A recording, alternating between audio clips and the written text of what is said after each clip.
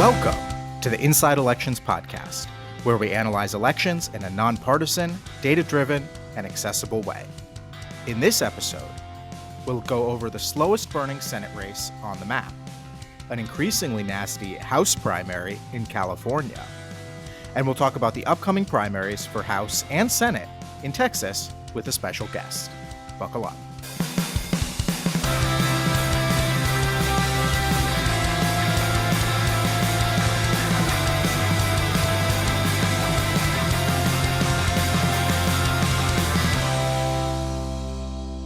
I'm Jacob Rubashkin, Deputy Editor of Inside Elections, and I just finished watching Season 2 of Reacher, which takes place largely in Queens, New York, so either in Greg Meeks's district or Grace Meng's district, but it's very obviously filmed in Canada. And hello, I'm Nathan Gonzales, editor and publisher of Inside Elections, the go-to place for nonpartisan analysis for about 40 years. I just watched the movie Dumb Money, which has Keith Gill doing financial analysis on the GameStop stock from his home in Brockton, Massachusetts, which is in Massachusetts' 8th district, south of Boston, represented by Stephen Lynch. But I'm pretty sure this movie was filmed in New Jersey. And we've got a special guest joining us today for the show, Abby Livingston. Abby is currently a writer at Puck News and previously was the Washington bureau chief for the Texas Tribune. And of course, before that, we got to mention she was at Roll Call. Of course. So shout out to all the Roll Call folks out there. We're going to talk a little bit about the upcoming primaries in Texas. But first, Abby, you got to answer the question that we put to all of our guests on the show. What congressional district did you grow up in? I grew up in the Fighting Texas 12th Congressional District, which is currently represented by Kay Granger, but she is retiring in the next year. So we have a very competitive Republican primary there. So I'm very excited that my hometown of Fort Worth, Texas is on the map this year. And did you add fighting to that, to the 12? It's a tip of the hat to Stephen Colbert and the Colbert Report. And I don't want to deny you the opportunity. Do you have a show or a movie that you're watching or watched and know what congressional district it takes place in? Yes and no. So I'm currently headlong in a binge of rewatching The Desperate Housewives. But unfortunately, that show is in both a fictional town and fictional state. So I'm going to give you my backup, which is I am in a sort of Arrested Development with The Sopranos, because I think my favorite character is about to get killed. And so I don't want to see that happen. So I'm sort of stuck. So if we use The Sopranos, it's part Bill Pascrell, and I believe that's the New Jersey 9th, and that would be where the Bada Bing is. And I covered a congressional race there many years ago, and The Sopranos was very much on my mind. But Tony Soprano's house is in Mikey Sherrill's district. There you go. Wow, I didn't realize that the Desperate Housewives were in a fictional state even. I just looked it up. It's an Eagle State. That is what it's called. And I didn't even look it up. I saw it on a prop envelope that said Eagle State Correctional Facilities or something. So I was delighted. I feel like they could have done better than that. But there's got to be a plot line with like a scandal-ridden member of Congress at some point in the many seasons. It feels like that's something they might get into. My understanding is a character ends up in the state legislature of Kentucky, but I don't want to give any spoilers. Spoiler. And yet Eagle as a state probably is a better chance of becoming a state than our District of Columbia here, sadly. That too. All right, let's get started.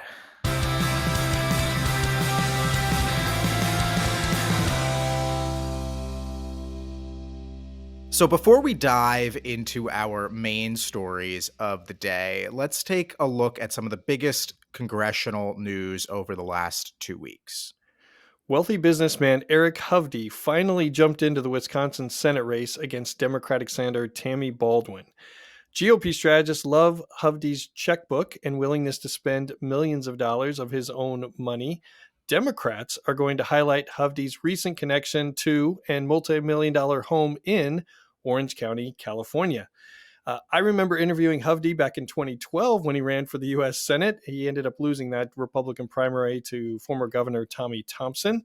And Jacob's going to dive into this race in the next issue of the newsletter, but this is finally a piece that we've been waiting for on the Senate battleground. I actually think I sat in on that interview in 2012. And I think one thing I am intrigued with is he now sporting a mustache? Yes, which was a little bit, it apparently tested well in the focus group, because I think there was some conversations before about whether he would keep it or not. But it was in his intro video, so I guess we're going mustache. I'm sure your listeners would be intrigued to know of how much deliberation this sort of thing can set off in the political class and in consultant world and committee world. So it's something you don't see often, and I did a double take. Yeah, I think there are two permanently mustachioed senators currently in the Senate: John Hoeven of North Dakota and Angus King of Maine. Fetterman briefly had a mustache. I guess he said that he lost a bet with his son, but I believe that he's either shaved it off or has grown back his kind of more full goatee since then. So we'll see if the stash pack, as I'm calling them, can expand their numbers from 2 to 3 this fall in Wisconsin. That is some great Senate trivia. Well done, Jacob. That's why people come to this podcast. I'm all for it. Well, I'm very invested in the facial hair of our various members of Congress and kind of DC figures. I think it's an interesting. It was gone. It was there for a while. If you go back in history, it disappeared for a while, and now I think it's making a comeback. But that's neither here nor there. In California's 47th district, which is in Irvine and coastal Orange County, so maybe where Eric Hovde has spent much of the last 10 years, I don't know. The AIPAC-affiliated super PAC United Democracy Project has spent nearly $2.9 million on negative advertising against Democratic State Senator Dave Min in an effort to boost another candidate in that primary, lawyer and activist Joanna Weiss, into the second spot in the top two race. Now, a February 12 to 14 poll from the Republican in the race, Scott Baugh, found that Min was still in second place behind Baugh, 27 to 22%, with Weiss further behind at 16%. But that survey did take place before another $2 million was spent against Min, ads largely focusing on the DUI that he had last year. So this seat is a must hold for Democrats looking to reclaim the majority, and it's very much become one of the nastiest House primaries out there. We'll know in a week whether the onslaught against Min has been enough to knock him out of that second place spot. Yeah, and I didn't mention. I mean, you talked about this, the critical piece that this House race plays to the fight for the House majority in Wisconsin. That Senate race with Hovde is not at the center of the battlefield. If if Republicans are winning that seat, they're probably expanding their new majority rather than it being on the verge there. But these are two very important races. Abby, what should we make sure to not miss? The race I'm most interested is actually on Tuesday, Super Tuesday. It's a down ballot race in Alabama. It was created by a new redistricting map, and two Republicans are running against each other in the primary, Barry Moore and Jerry Carl. Member races are some of the most painful experiences for the House of Representatives. It divides friendships, cliques, groups, caucuses. But what I also think is interesting about it is Super Tuesday is the first election day with congressional races, and that is going to be the first race where an incumbent loses. And as dysfunctional as the House of Representatives is right now, I think that once we start moving forward on that process, it's going to make things a little bit crazier and tensions higher. I will caveat on Super Tuesday, some of these races may get kicked into runoffs, but starting on Tuesday, we're going to start seeing a slow progression of incumbents being nervous about reelection in their primaries. Yeah, and that race has gotten pretty chippy as well. I know I believe that the Carl campaign and their allies have been running ads calling Barry Moore a tax cheat. It's gotten quite brutal there. The Club for Growth has come in for Barry Moore. They've always been big backers of his. And of course, there's that open seat due north in the second district, which is the now Democratic leaning seat that I don't think people should sleep on. I think that maybe not this year, but that is not a safe Democratic seat. I think that there are universes in which it can be part of the battlefield as well. So we'll see who emerges from both primaries. There are crowded primaries on both sides of the aisle, but it's not often that I feel like we're talking about like interesting federal races in Alabama. But this cycle has something for everyone there.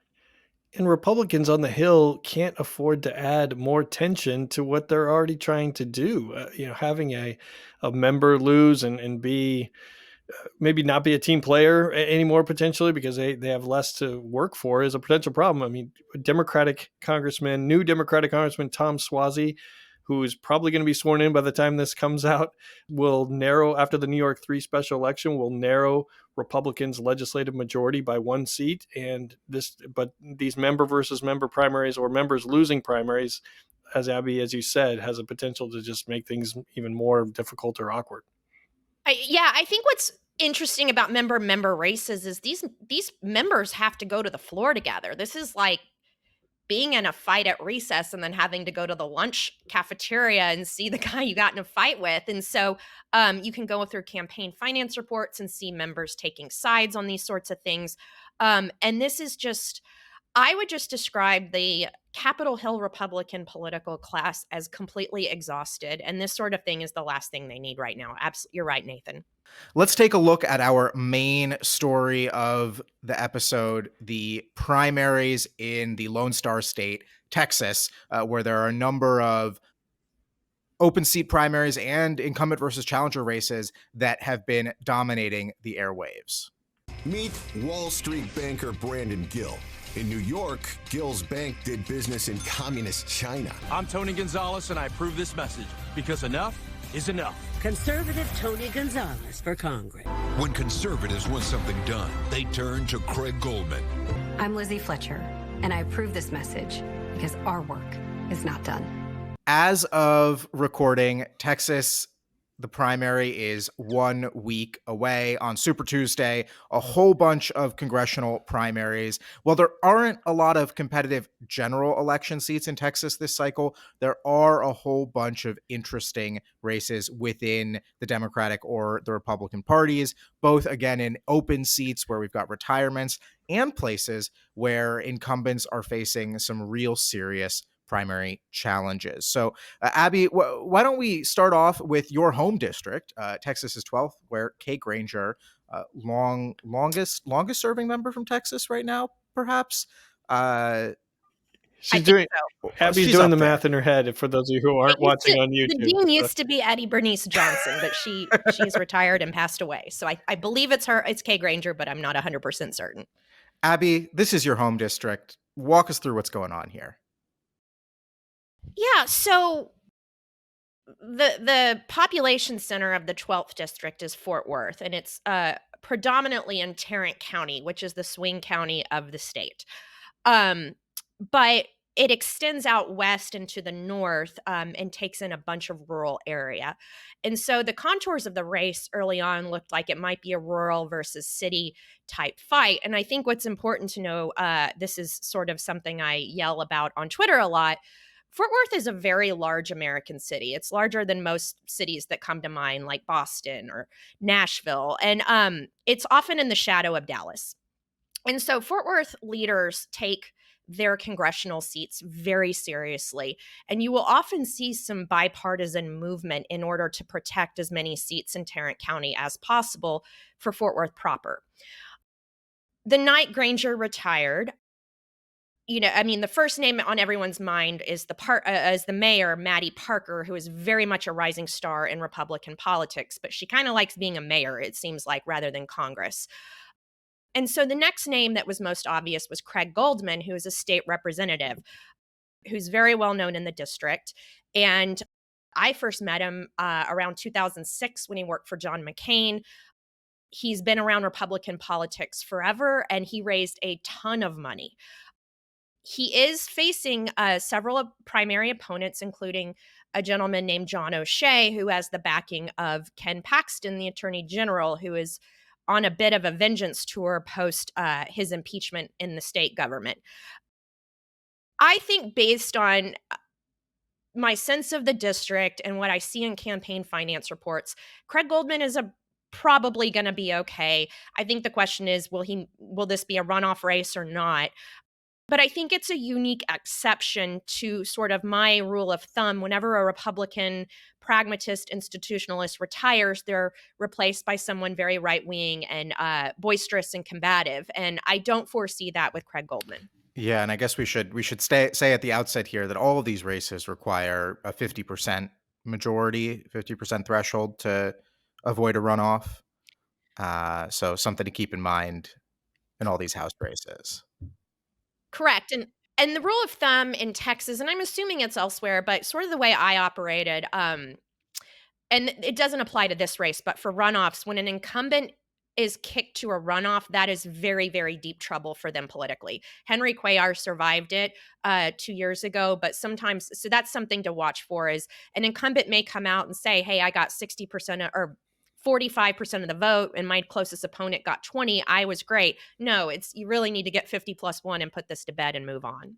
But Abby, you bring up an important point about why this is a race to watch, because even though it's not a general election, middle of the House battleground, fight for the majority district, it is still electing a member of Congress who is going to both make laws and contribute to the tone and tenor of Congress in some way, whether it's for the better or worse. And so I guess this is an encouragement to folks who are listening and you don't live in a swing state or battleground district, that it's still important to vote, because primaries usually elect the member of Congress rather than the general election. I think what's important to know about this district, the second political campaign I ever remember happening was the special election to replace Jim Wright, who was the Speaker of the House. He was replaced by Pete Guerin, who went on to serve in the Bush administration. They were Democrats, and then Kay Granger won. She spent 30 years in Congress waiting to be appropriations chair. So there is a strong right wing to this district, but it does seem like historically pragmatists and institutionalists are favored in Fort Worth. Yeah, and I think obviously Granger is kind of an older generation of Republicans, but in some ways kind of fits more into that mold. Nathan, you and I have talked a lot about this with the departure of like a Kathy McMorris Rogers, a Mike Gallagher, legislators who were there to do the legislating, obviously rising to this very powerful committee chairmanship. But, to be the chair of the Appropriations Committee, you got to be a deal maker. You got to be someone who's willing to get the work done. And those are the kind of people that don't really seem to want to be in Congress these days. So I don't know what that means for the future, but it might not be good. Well, we only have 10 other districts, I think, that we're trying to talk about. What else is on the plate? Yeah, so let's talk a little bit about, we've got 2 Democratic primaries in Houston that I think are of varying degrees of interest. I'm curious at your thoughts on Lizzie Fletcher's race. She's facing off against a progressive challenger who has tried to really make Israel a defining issue. I know he's got some personal baggage that kind of derailed his campaign a bit. Do you have any sense that Lizzie Fletcher is in danger here of losing in an upset? I don't think she is. I did wonder in the fall if that might be the case. Her opponent, Pervez Agwan, was running against her on Israel before October 7th, which I thought was really interesting as this race developed. I followed closely how members were receiving it. Nancy Pelosi donated money. Nancy Pelosi doesn't throw around money unless she thinks it's needed. My understanding was Fletcher reached out to allies in Congress and asked for donations. But yes, he has run a very dysfunctional campaign. And I think I wrote at one point, he has embraced the curious campaign tactic of self-immolation, picking fights with reporters on Twitter. And that's just not what candidates who think they're winning tend to do. So I think she'll be okay, but she had sort of the mixed blessing of in 2021 redistricting. She won a Republican seat in 2018, held it in 2020. And one of the big questions was, were they going to split that district up, hurt her, take her out, Republicans in the state legislature? Instead, they opted to pack her district with Democrats, make it super safe, and then draw a Republican district for another congressman. And so which makes her vulnerable in a primary. She has to introduce herself to new voters. She has to raise money. It's a different set of voters. And so I think she always has to keep an eye on her district and run hard, but she's run hard before and knows how to do it. It seems like it's a much more serious situation in the 18th district with Sheila Jackson Lee facing a primary challenge kind of in the wake of her pretty steep loss in the mayoral election last year. What's going on there? This is one of the messiest races on the map, and it really is the congresswoman's own doing. Sheila Jackson Lee has been in Congress since 94, 96, somewhere back then. She actually took out an incumbent in a primary. She's got a reputation on the Hill as eccentric and rough on staff, but she is very well liked among many, many members of the Democratic caucus. She's very good in her politics and interpersonally. What happened was she decided, and it seemed like on a whim, to run for mayor. She ran hard and then lost by a substantial margin. The loss, I believe, took place on a Saturday.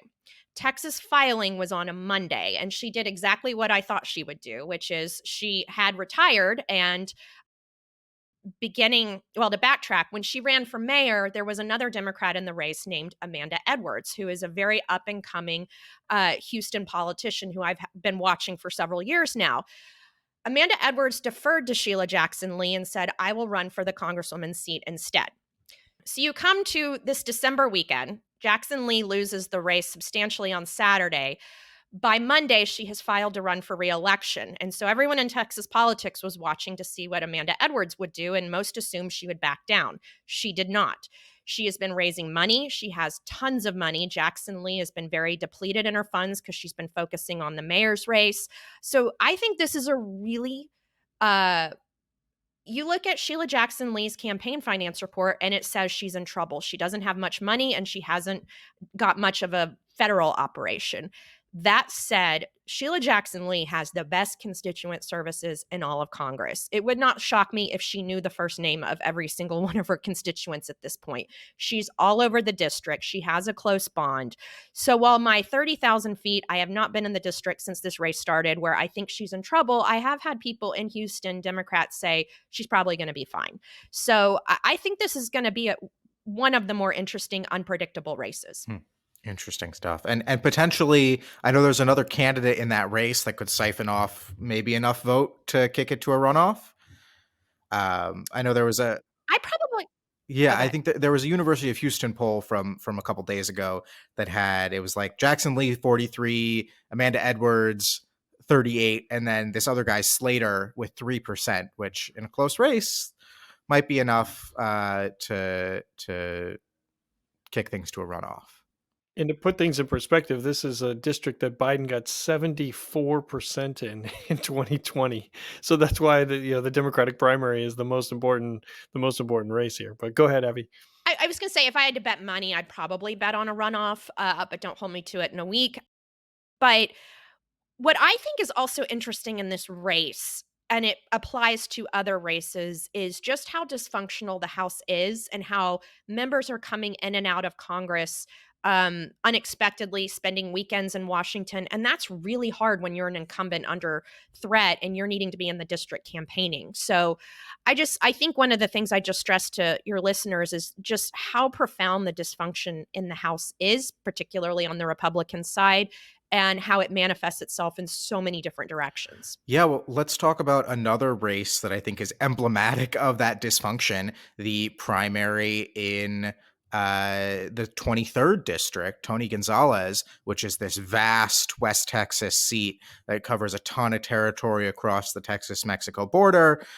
And Tony Gonzales won kind of an upset victory, I would say, in 2020. His district got drawn to be a little bit more favorable to him in 2022, but he's not out of the woods with this primary in 2024, right? Absolutely. I underestimated him in 2020. And what I can say is he's a workhorse, and that district is hard. That's the old Will Hurd district where you're constantly on the road.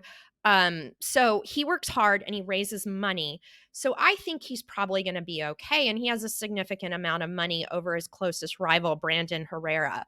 I wouldn't bet against Tony Gonzales, but he is he has been on the receiving end of a lot of fury from the right. But generally speaking, incumbents who work as hard as he does don't lose re-election. It's the ones who are caught napping who lose. Let's keep it moving. We got two more primaries I want to touch base on. We have another Republican primary in the 26th district, which heading back to Fort Worth, the kind of northern Fort Worth suburbs. Michael Burgess not running for re-election, but a whole lot of Republicans, including some familiar names, are taking a look at this race as well. What do you think goes down in this primary? I think we're probably looking at a runoff. There are three very interesting candidates to me. There is Brandon Gill, who is probably the most well-known candidate at this point, at least nationally, because he is the son-in-law of Dinesh D'Souza. He's recently moved to the district, and he's very young. I believe he's 29. The most conventional candidate in this Republican primary, I've actually known a very long time, Southlake Mayor John Huffman. He is very well known in Texas Republican circles. I knew him when he was in law school and working for John Cornyn. He is running a very traditional Texas Republican campaign. The third candidate, who I think is probably lagging behind, and it's a little interesting that he is Scott Army, who is the son of Dick Army, who was one of the leaders of the Texas congressional delegation for many years. But Dick Army, that name is very powerful, but Dick Army retired in 2002, which one was a long time ago, and two, this area has exploded in growth. This is the epicenter of people moving in from out of state, building suburban houses in former ranch land. So the Army name may not carry the same kind of weight that it did 20 years ago. And even in that last race that when Burgess and Scott Army faced off in that primary 20 years ago, when I'd forgotten that. When Dick Army left Congress in 2002, I think Michael Burgess ran mailers that all they said was, "I'm not Dick Army's son," which I think, we talk a lot about the advantages that people who have parents or other relatives in politics have when they enter politics themselves. But sometimes it can be a disadvantage, because when voters are kind of confronted with those connections or relationships kind of laid bare, they can reject them, as Scott Army found 22 years ago. So That's very saucy for Dr. Burgess. He usually doesn't get like that. Yeah, no, that was it. I believe that race went to a runoff, and he was considered the underdog and ultimately won. But I think this race also a lot of outside spending here, a lot focusing on Brandon Gill, both positive and negative. All right, last primary we're going to hit on. We're going to Dallas, 32nd district. Colin Allred, Democrat, running for Senate, leaves behind this open seat that's going to be determined in the Democratic primary. Biden won about 66% of the vote in this district in 2022. Seems like this is a two-person race at this point. What is your take on this open race? So right now it's boiled down to a race between a state rep named Julie Johnson, who's been very prominent over the last few years, and a trauma surgeon named Dr. Brian Williams.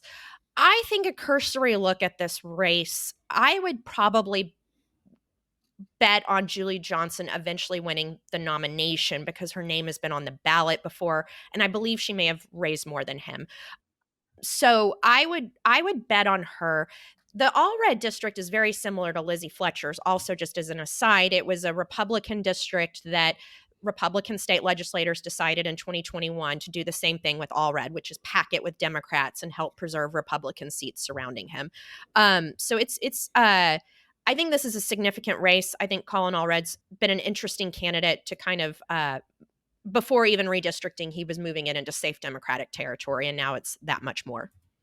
And Jacob, before you chime in on the handicapping on this race, I wanted to unpack, Abby, a little bit the term packing that you were talking about, since we have people listening from various points. If you are packing Democrats into a district such as Lizzie Fletcher or Colin Allred's district, you are basically taking Democrats from the surrounding districts, putting them together. And so there will be fewer Democrats in those surrounding districts and making those districts more Republican. So for some of you watching and listening, you just know that because you're not quite normal like we are. But for more normal people, that was the strategy. That is why Democrats chose to make a couple of more Democratic districts, because it helps everyone else around them have more Republican seats. But Jacob, or Abby, go ahead. Oh, I was just going to say, like, for the instance, specifically the Fletcher seat, Republicans really wanted her out of Congress. But to do that would have destabilized all the Republican seats surrounding her. So it is about self-preservation for incumbents versus aggression. Yeah, I mean, we interviewed Johnson a couple months ago.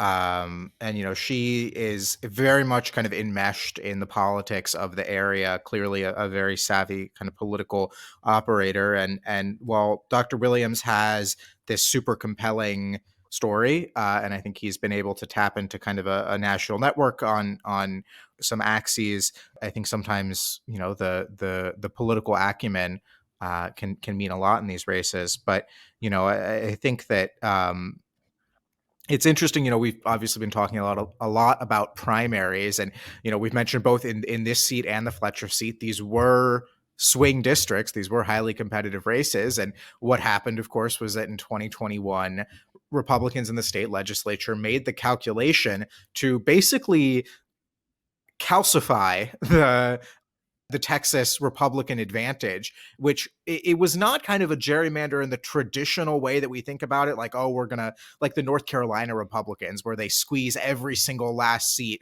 out of the state possibly. They basically took the map as it existed and said, how do we shore up every incumbent and keep our 2-to-1 advantage here? So they shored up a lot of Republicans, Dan Crenshaw, Chip Roy, the seat that Van Taylor had. But they also shored up Democratic incumbents like Lizzie Fletcher, Colin Allred. They created a new seat for ultimately Greg Casar. So I find it interesting, the strategy they use to cement their advantage for the next decade, probably. But that is the reason why we went from talking about Texas as kind of the center of the House battlefield in 2018 and 2020 to, I mean, after the next week and the runoff, I mean, there's not going to be much going on in Texas. Abby, we'll have you back to talk about other stuff, but I think there's maybe one competitive general election race out of 38 districts in the second largest state in the union, which is pretty incredible. I wouldn't underestimate how unpleasant 2018 was for Texas Republicans, and they never want to go through a map that they don't want to do that in 2028. So it was when I saw it, I was sort of stunned with the discipline of being on defense versus being on offense, which is normally what a party with an advantage does in redistricting. And before we talk about the Senate race, our conversation with Julie Johnson reminded me that, Abby, I don't know if you even know this, but anytime we interview a woman who's running for Congress, I ask them about their softball experience. Now, to bring everyone into the loop about why this is relevant, because Abby has been at the forefront of organizing and being a part of the annual congressional softball game between members of the media and members of Congress. It's a great fundraiser for breast cancer awareness and treatment. But I'm a little bit on the scouting, and I'm a scout for you, Abby, in trying to identify. And if I remember correctly, I think Johnson does have some softball experience, if I remember this correctly, Jacob. But it's funny that you're here with us. And I'm glad you're doing recon for me. We haven't had a Texan on the team. Jasmine Crockett was going to play last year but got injured. So the more Texans on the team, the happier I am. Yeah, and we ask everyone about the baseball game as well. So speaking of Colin Allred, he is running for United States Senate. Let's take a listen at one of his recent campaign ads. As your senator, I'll keep fighting to protect women's access to abortion. I'm Colin Allred, and I approve this message because it's time to bring freedom back to Texas. So there is a mildly competitive primary for the Democratic nomination for Senate in Texas. this is Democrats, in my mind, and I think in the mind of the newsletter, the best opportunity Democrats have at flipping a Senate seat in a cycle that they are otherwise completely on defense for. Allred, the Democrat from Dallas, is the favorite, but I think there's some uncertainty as to whether he can avoid a runoff with State Representative Roland Gutierrez. Abby, walk us through this race. What's going on here? Yeah, so I think in the more immediate, Roland Gutierrez represents Uvalde, and that has become central to his campaign. But he has not even been in the ballpark of the kind of fundraising Colin Allred has been able to do. I think what's really important to understand about Colin Allred that's unique in Texas is he has run in a competitive district. If you are a federal candidate who's been at the DCCC year in, year out, raising money, the scrutiny, having to speak a certain way and not get yourself in trouble. We just haven't seen that in Texas running statewide. It's often been someone very liberal, someone very inexperienced who hasn't been through the ringer. So I think that's what makes Colin Allred unique. What I can say, so I spend substantial amounts of time in Texas. I have not been in since the new year when the campaign usually kicks off in the primary. What I can say is there is no comparison to 6 years ago when Beto O'Rourke was running and the enthusiasm. Texas felt electric by now with Beto. You don't feel that with Colin Allred. But Democrats are much more pleased, national Democrats, with the kind of campaign he's running. It's much more conventional. And he has outraised Ted Cruz, I believe, every quarter, which is a major warning signal. But also Beto O'Rourke did that and did not end up winning the election.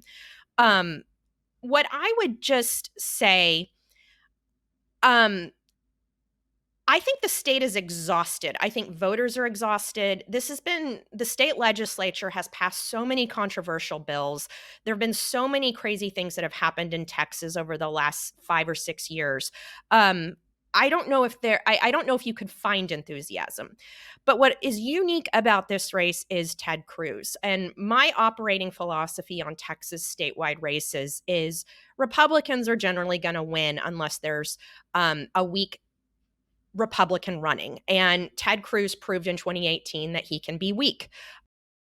Additionally, the state, even though it feels like years ago, and it was years ago, his trip to Cancun has not been litigated before voters, which is all to say, I still think Ted Cruz will probably be a 3-term senator. But I haven't looked at your ratings in the last few days, but I would put this race sort of as the Democratic equivalent to the Maryland Senate race, where it may not be about winning it. It may be about draining money from the other side if Republicans have to go spend in Texas or Democrats have to go spend in Maryland to save their seats.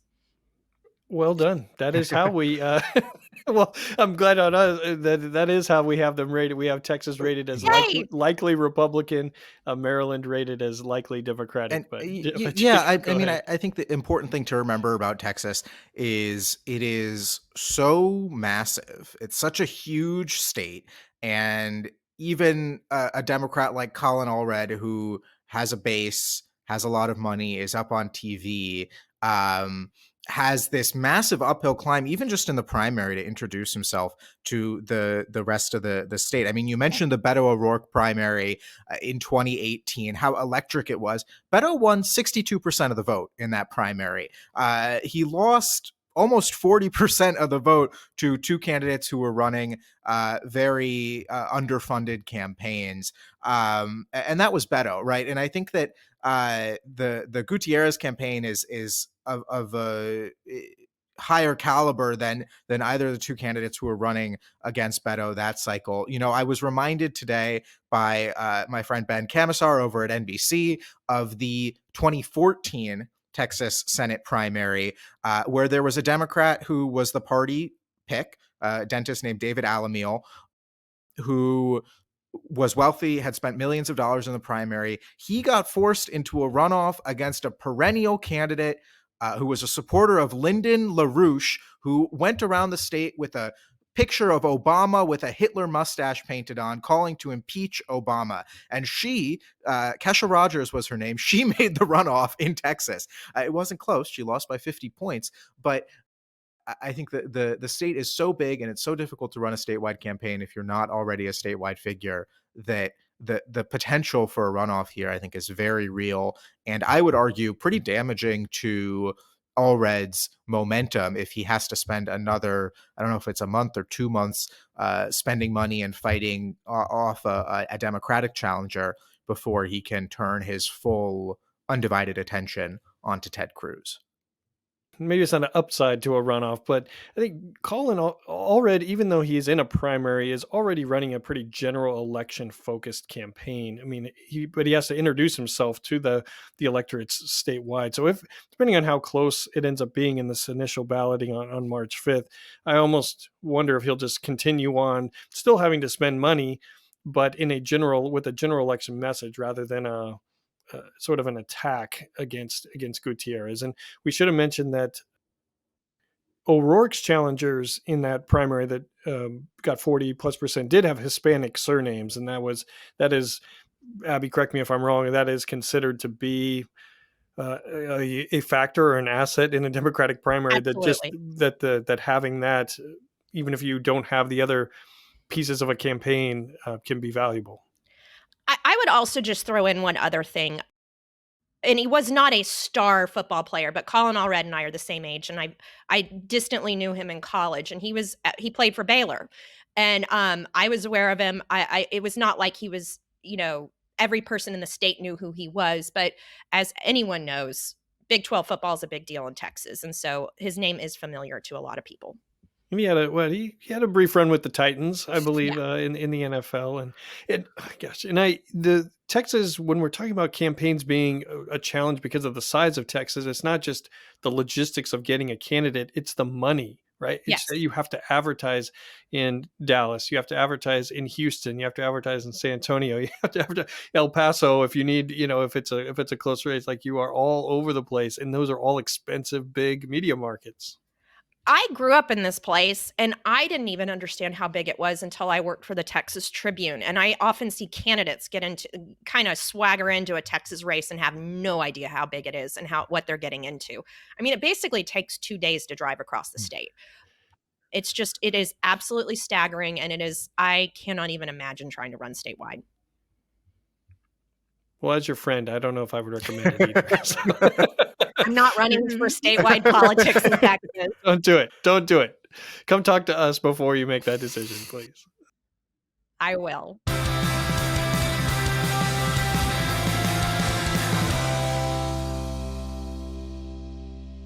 And finally, our last segment, Look What I Found, where we highlight something that we've stumbled across. It could be political, sports, music, or something else entirely.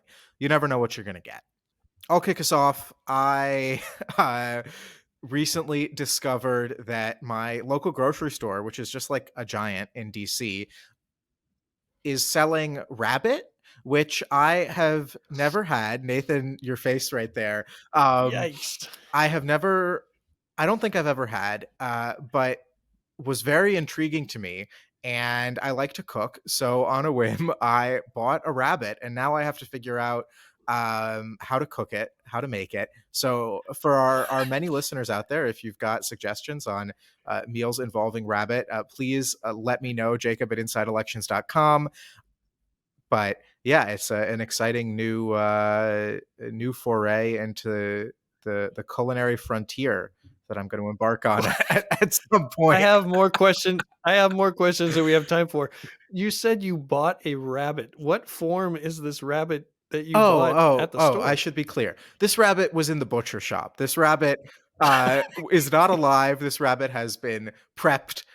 You buy it as if you would buy a chicken or a pound of chuck roast or whatever you would be making for dinner. I did not buy a live rabbit at the Giant. I bought a rabbit that has been prepared for home cooks like myself. Just to be totally clear about what we're talking about.